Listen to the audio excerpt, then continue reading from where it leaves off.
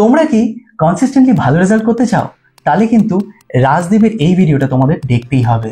রাজদীপ মাধ্যমিকে এবং উচ্চ মাধ্যমিকে 8th হয়েছিল এবং ও কিন্তু যেই মেন্সেও খুব ভালো রেজাল্ট করেছে। সবসময় কিন্তু কলকাতার ছেলেমেয়েরাই যে ভালো রেজাল্ট করবে এই মিথটাকে কিন্তু অনেকেই ব্রেক করে দিয়েছে। আর আজ রাজদীপ আমাদের সাথে শেয়ার করবে ও কিভাবে প্রিপেয়ার করতো এবং প্রতিটা সাবজেক্টে কতটা ওয়েটেজ দিত। এসো রাজদীপের থেকে শুনে নেওয়া যাক। আমাদের স্কুল কামারপুকুর রামকৃষ্ণ মিশন বহুমুখী বিদ্যালয় থেকে এবছর প্রথম ব্যাচ এইচএসের সেই প্রথম ব্যাচ থেকে 2025 পরীক্ষায় উচ্চ মাধ্যমিক পরীক্ষায় আমি একটা ভালো ফল করতে পেরেছি। আমার নিজেরও খুব ভালো লাগছে। বেশ, তো তোমার সব থেকে ফেভারিট সাবজেক্ট কোনটা? আমার সব থেকে ফেভারিট সাবজেক্ট ছিল ফিজিক্স অ্যান্ড ম্যাথামেটিক্স, দুটোই ছিল। তো এই ফেভারিট সাবজেক্টগুলো যেহেতু মানে ভালো লাগে বেশি, তো সে কারণে কি বাকিগুলোর নিরিখে এটাতে একটু বেশি সময় ডেডিকেট করতে? হ্যাঁ, ফিজিক্সে আমার টাইমটা সব থেকে আমি বেশি দিতাম। তারপর ম্যাথামেটিক্স, কিন্তু ইভেনচুয়ালি কেমিস্ট্রি এবং শেষ দিকে বছর ধরে মানে বাংলা বা ইংরেজিতে একটু কম সময়, কিন্তু পরীক্ষার সময় সেগুলোতে বেশি সময় দিতাম। এমনি ওভারঅল বাকি 3টে সাবজেক্টই আমি প্রায় সমান গুরুত্ব দিয়ে পড়েছি। তো বাংলা আর ইংলিশে যেটা তুমি কম সময় দিতে বলছো, সেরকম ভাবে বাংলা আর ইংলিশে এমনিতে ধরো যদি কেউ কম সময় দেয়, ঠিক আছে, অ্যান্ড বাকি সময়টা ধরো যারা সায়েন্স নিয়ে পড়ছে, যেহেতু তুমি সায়েন্স নিয়ে পড়ছো তাদের কথাই বলছি, শেষের দিকে কত মাস একটু প্রপারলি টাইম অ্যালোকেট করলে ঠিক হবে? আর প্রপারলি টাইম বলতে কতটা টাইম? দুটো জিনিস আমি বলতে চাই যে শেষের দিকে মানে একেবারে উচ্চ মাধ্যমিকের মুখাপেক্ষী না হয় ভালো, মানে স্কুলে যে প্রি বোর্ডস হয় বা টেস্ট হয়, মানে তখনই ফুল সিলেবাস ভালো করে কমপ্লিট করে এবং প্রস্তুতি ভালো মতো নিয়ে রেখে দিতে হয়। দিয়ে তারপরে উচ্চ মাধ্যমিকের আগের 2 মাস বা যেরকম হাতে টাইম থাকবে তখন মানে রেগুলার সব সাবজেক্ট সমান গুরুত্ব দিয়ে পড়তে হবে। তখন বাংলা, ইংরাজি বা আরও যে ভাগ থাকে বাংলার রাইটিংস, ইংলিশেরও রাইটিংস, সেগুলো তখন ভালো করে আরো দেখতে হয়, টেক্সট ভালো করে পড়তে হয়। প্রথম থেকে ছেলেকে একটু গাইড দেবো, আমাকে একটু পড়তেই হবে বাড়িতে যেটুকু যা করা যায়। ছোটবেলা থেকেই তার পড়াশোনাটা মানে ঠিকঠাক সে পড়াশোনা করছে কিনা, কতটা সময় পড়ছে, গাইড দেয়া, টিচারদের ঠিকঠাক দেয়া সাবজেক্ট ওয়াইজ, এখন যেরকম হয়েছে আর কি। ছেলে বা মেয়ে যখন পড়তে যাচ্ছে বাড়ি থেকে যাওয়ার পর পড়তে গিয়ে কোথাও সময় নষ্ট করছে কিনা বা কোথাও পড়তে যাওয়ার নাম করে কোথাও চলে যাচ্ছে কিনা, এই বিষয়গুলো কিন্তু অভিভাবিকাদের অবশ্যই লক্ষ্য রাখতে হবে। আর সে অনলাইন ক্লাস করবে বলে মোবাইল নিয়ে যে পড়াশোনা করছে, সত্যিকারের সে মোবাইলটা ব্যবহার করছে কিনা পড়াশোনার ক্ষেত্রে, না পড়াশোনার বাইরে মোবাইলটা ব্যবহার করছে, সেটাও কিন্তু অভিভাবকদের লক্ষ্য রাখা উচিত। বেশ, আর তোমার রাইটিং এর জন্য তুমি কিভাবে রাইটিংটাকে অ্যাপ্রোচ করেছিলে? হ্যাঁ, আমি রাইটিংটা অ্যাপ্রোচ করেছিলাম বলতে, আমি ক্লাস 10এও যেমন অনেক রাইটিং করেছিলাম, যে সেগুলো আমার, কারণ এইচএসে এমনিতেই সময় কম, তার উপর সায়েন্স গ্রুপে চাপ থাকে, ফলে অত রাইটিং করার সময় হয় না। ফলে ক্লাস 10-এ যে রাইটিংগুলো খুব ভালো করে করেছিলাম সেগুলি ভালো করে ঝালিয়ে নিই। এছাড়া স্যারেরা যেগুলো বললেন যে এগুলো এই বছরের জন্য মানে ভালো হাই ওয়েটেজ আছে, সেগুলো আমি আরো ভালো করে নিই। একটা রচনার ভালো বই আছে পাবলিকেশনে, সেখান থেকে আমি করেছি। আচ্ছা, তো সেই রচনার পাবলিকেশনের বই থেকে নিয়ে তুমি একটা পর একটা রচনা প্র্যাকটিস করেছো? হ্যাঁ, একটা পর একটা রচনা প্র্যাকটিস করেছি। এবার একটা বড় জিনিস হলো, যে কোনো রাইটিং এ ভোকাবুলারি খুব ইম্পর্টেন্ট একটা পার্ট, তাই তো? তুমি তোমার ভোকাবুলারি ইনক্রিজ করার জন্য বা ডেভেলপ করার জন্য কি করেছিলে? আমি আমার ভোকাবুলারি ইনক্রিজ করার জন্য প্রথমে টেক্সটটা তো ভালো করে, মানে রচনার যে টেক্সটটা সেটা তো ভালো করে আমি পড়েছি। তারপরে মানে আমি সেটা পড়ার পরে লিখে অভ্যাস করেছি, স্যারকে দিয়ে চেক করিয়েছি, এমনি করি গ্র্যাজুয়ালি ডেভেলপড হয়ে যায় স্কিলটা। বেশ বেশ। আর ইংলিশ যেহেতু অনেকের একটুখানি, ধরো যেহেতু আমাদের মাদার টাং নয়, মানে মাতৃভাষা নয়, অনেক সময় অনেকে একটুখানি রেজিস্ট্যান্স ফেস করে। তো এই জিনিসটা কি কখনো 10-এ, কারণ তুমি 10-এও 8th হয়েছিলে? হ্যাঁ, আমি ক্লাস 10 8th হয়েছিলাম। তো 10-এও 8th হয়েছিলে, তো এবার একটা ভালো রেজাল্ট করেছো। তো এই দুবারই ধরো ইংলিশের যেভাবে যে পার্সপেক্টিভ নিয়ে তুমি ইংলিশটাকে পড়েছো, তো সেখানে সেটা যারা ধরো পড়বে আগামী দিনে, তো তাকে কোনো টিপস দিতে চাও স্পেশালি ইংলিশটার জন্য? হ্যাঁ, এরপর ইংলিশ মাদার টাং নয়, কিন্তু আমাদের স্পোকেন ইংলিশও বলতে হবে না। ফলে ইংলিশের টেক্সট মানে 11-12 যেটা হয় যে 10 অব্দি আমাদের সিন তোলা থাকে, কিন্তু 11-12-এ তো সিন তোলা থাকে না। ফলে সেখানে টেক্সটগুলো ভালো করে পড়তে হয় এবং স্যারেরা যে মানে যে কোয়েশ্চেনগুলো বলে ভালো করে করতে, সেগুলো ভালো করে করলেই মনে হয় যে ইংলিশ একটা ভালো জায়গায় চলে যাবে এবং গুড মার্কস পেয়ে যাবো আমরা। রাইট, হ্যাঁ। ওকে, তো এবার তোমার যে কম্বিনেশন রয়েছে তাই তো তোমার কাছে ফিজিক্স, কেমিস্ট্রি, বায়োলজি সবই রয়েছে, তো আগামী দিনে কোনটা নিয়ে এগোতে চাও? আমি আগামী দিনে ইঞ্জিনিয়ারিং পড়তে চাই।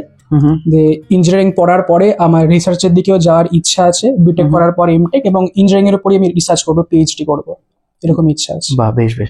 তো তুমি তাহলে কি জেই মেন্স দিয়েছিলে? হ্যাঁ, আমি জেই মেন্স দিয়েছিলাম। কেমন হয়েছে?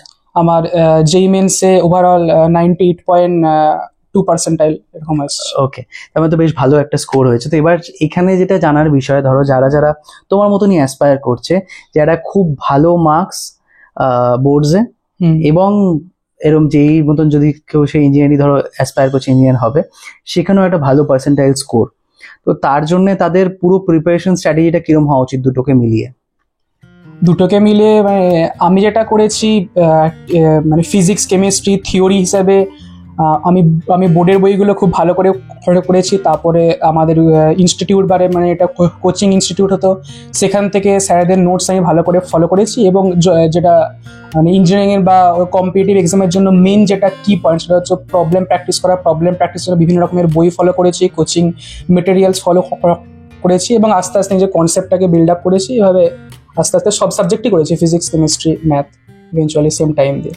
রাইট, এবার এই যে কনসেপ্ট বিল্ডিং এর পর একটা সময় আসে যেখানে তোমার ইভ্যালুয়েশনটা করতে হয়, রাইট? একটা কনস্ট্যান্ট ইভ্যালুয়েশনের দরকার পড়ে। তো সেই জায়গায় দাঁড়িয়ে নিজেকে ইভ্যালুয়েট করার জন্য কেউ কিভাবে নিজেকে ইভ্যালুয়েট করতে পারে, বা তুমি কিভাবে করেছিলে? সব থেকে ভালো উপায় যেটা ইভ্যালুয়েশন করার মানে নিজেকে করার, সেটা হচ্ছে আমি বলবো যে টেস্ট দিতে হবে, মানে মক টেস্ট দিতে হয়, যেগুলো বিভিন্ন অর্গানাইজেশনে হয়। আমিও মক টেস্টগুলো দিয়েছি, দিয়ে সেখান থেকে মানে এবার জেই মেন্সে কেমন স্কোর হচ্ছে, কোথায় আমার ভুল ভ্রান্তি হচ্ছে, সেগুলোকে কিভাবে ইমপ্রুভ করবো স্যারদের কাছ থেকে মানে পরামর্শ নিয়েছি, তারপরে সেগুলোকে আস্তে আস্তে ইমপ্রুভ করেছি। তো এবার এখানে যেটা তুমি বলছো, তুমি জেই মেন্সের জন্য যেমন একদিকে মক টেস্ট দিচ্ছ, আর একদিকে আবার বোর্ডের পড়াশোনাটা রয়েছে, তো তোমার কি মনে হয় দুটোর জন্যই মক টেস্ট কোথাও আমাদের মানে দেওয়া উচিত স্টুডেন্টদের, নাকি একটার জন্য ভাবাটাই বেশি ভালো? জেইর মক টেস্ট বা যে কোনো কম্পিটিটিভ এক্সামের মক টেস্ট মানে চ্যাপ্টার ওয়াইজ বা হচ্ছে কিছু চ্যাপ্টার নিয়ে, যেটা প্রতিটা কোচিং ইনস্টিটিউটেই হয়, মানে নির্দিষ্ট মাস ছাড়া ছাড়া হয়, সেরকম ওটা সারা বছর ধরে দেওয়া উচিত। আর বোর্ডের মক টেস্ট তো সেটা তো মানে টিউশন টিচাররা নিয়ে নেন, আর স্কুলেও এক্সাম হয়। মানে আমাদের স্কুলে তো চারটে এক্সাম হয়েছে, তারপরে হচ্ছে আর হচ্ছে উচ্চ মাধ্যমিকের আগে আমরা প্রি এইচএস বলে একটা সেন্টার থেকে আমরা দিই মক টেস্ট হিসাবে, এবং এইচএস এর জন্য এই টেস্টগুলি আমার মনে হয় যে সাফিসিয়েন্ট। বেশ, তো এবার এই যেখানে ধরো তুমি পরীক্ষাগুলো যেখানে তোমার এমভাবে মূল্যায়ন হচ্ছে, মূল্যায়নের পর ধরো যেই যারা যারা পরীক্ষাটা দেবে, ঠিক আছে, পরীক্ষার থেকে একটা জিনিস তোমার হলো যে জানতে পারছো যে তুমি কোন জায়গায় দাঁড়িয়ে রয়েছো, আর তার উপরে স্টেপ নিচ্ছ, তাই তো? এবার ধরো তার একটু যদি পেছনে যাই, যেখানে তুমি প্রিপেয়ার করছো, তো এই প্রিপারেশনে তোমার দিনে কতটা ঘন্টা দেওয়া উচিত ডিউরিং দ্য প্রিপারেশন ফেজ? একটা স্টুডেন্ট ক ঘন্টা করে প্রিপারেশনে দেবে? ডিউরিং দ্য প্রিপারেশন, যেমন আমি হচ্ছে রেগুলার স্কুল গোয়িং স্টুডেন্ট ছিলাম, আমাদের 6 আওয়ার স্কুল থাকতো রোজ দিয়ে, তারপরে এসে দিনে একটা মানে অ্যাটলিস্ট একটা টিউশন থাকতো, যে তারপরে আমি যেইটা মানে সেলফ স্টাডি, ফলে আমাকে সেলফ স্টাডি দিনে অ্যাটলিস্ট 5 আওয়ার্স রাখতেই হবে, এবং সেটা আমি অল দ্য ইয়ার রেখে গেছি। এরপরে যখন ছুটি ছিল বা হলিডেজ থাকতো, তখন আমি আরো ভালো করে ওটাতে সময় দিয়েছি, এইভাবে আমি করেছি। আর দিনে অ্যাপ্রক্সিমেট মানে 10-11 ঘন্টা, বা কেউ চাইলে 11-12 ঘন্টা সে স্টাডি করতেই পারে। বেশ, একটা শেষ জিনিস যেটা তোমাদের জানতে চাইবো, 10-এ র্যাঙ্ক করা, 12-এ র্যাঙ্ক করা, তারপরে জেইতে একটা ভালো পার্সেন্টাইল করা, এই পুরো ফেজটায় ধরো যে যারা যারা স্টুডেন্টরা যারাই দেখছে, তারা যদি কোনো 3টে বড় গুণ বলতে বা বড় টিপস বলতে পারো, যেটা তুমি পুরো এতটা সময় কাটানোর পর বা এগুলো অ্যাচিভ করার পরে তাদেরকে দিতে চাইবে, সেই 3টে কি কি হবে?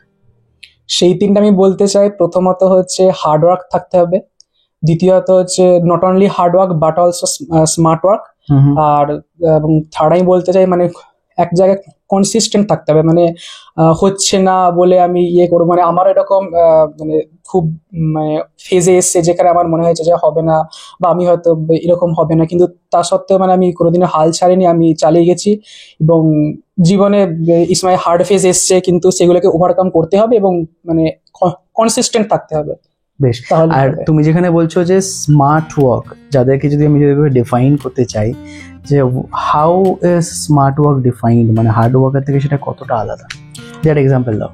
হার্ডওয়ার্কের মানে যেমন আমি চ্যাপ্টার পিছু যে মানে কোয়েশ্চেন করে নিলাম সেরকম মানে আমি কোন কোয়েশ্চেনগুলো করছি সেগুলো মানে একই টাইপের হয়ে যাচ্ছে না কেন, বা টাইপের যেন না হয়ে যায়, বা কোয়েশ্চেনের লেভেল যেন মানে আমার যত কনসেপ্টটা গ্র্যাজুয়ালি বিল্ড আপ হবে, কোয়েশ্চেনের ডিফিকাল্টি লেভেল যেন আমি একটু করে বাড়াই, সেই দিকে ভালো করে ফোকাস করতে হবে। আর তার উপরে আমার মনে হয় যে প্রিভিয়াস ইয়ার কোয়েশ্চেনের ওপরে যে কোনো এক্সামের জন্যই বেশি জোর দেওয়া উচিত, যেটা আমার প্রথম দিকে আমার মনে হয় যে আমার ভুল হয়েছিল। আমি প্রিভিয়াস ইয়ারের থেকে অন্য কোনো মেটেরিয়াল ফলো করাটা বেশি গুরুত্ব দিয়েছিলাম। পরে যাই হোক আমি বুঝতে পারি, আমার স্যারেরা আমাকে ভালো করে গাইড করে, প্রিভিয়াস ইয়ার আমি বেশি ফোকাস করি এবং পরবর্তী ক্ষেত্রে আরও পড়াশোনাটাকে ভালো করি।